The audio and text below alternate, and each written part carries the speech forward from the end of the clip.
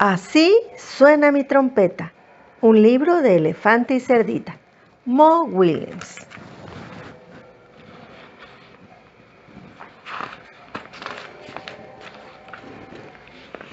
Cerdita. Geraldo, siéntate, siéntate, siéntate, no te muevas. Sí. Tengo una trompeta. ¿Quieres escuchar cómo suena mi trompeta? Sí, por favor. Aquí voy.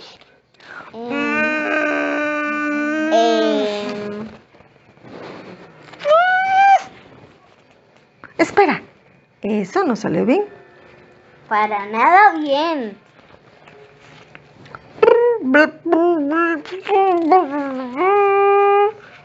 Eso estuvo mucho mejor.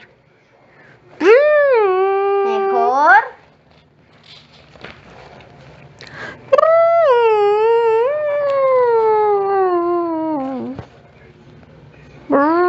Ay, eso no es música. Cerdita suena como mi tía Molly, resfriada. Y ahora el gran final.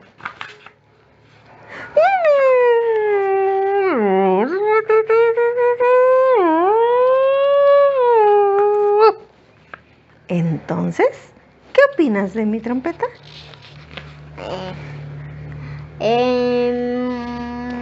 Tu trompeta es... ¿Sí?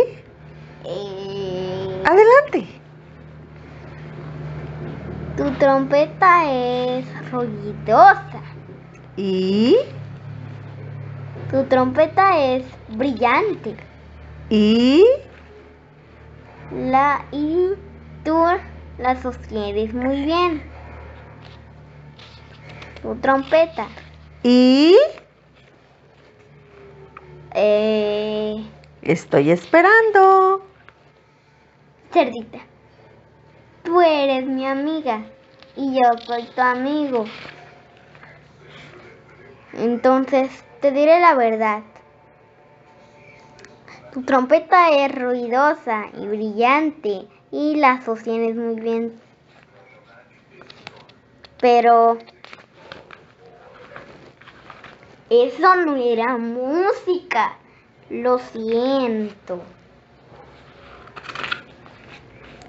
Geraldo, ¿tú crees que estoy intentando hacer música?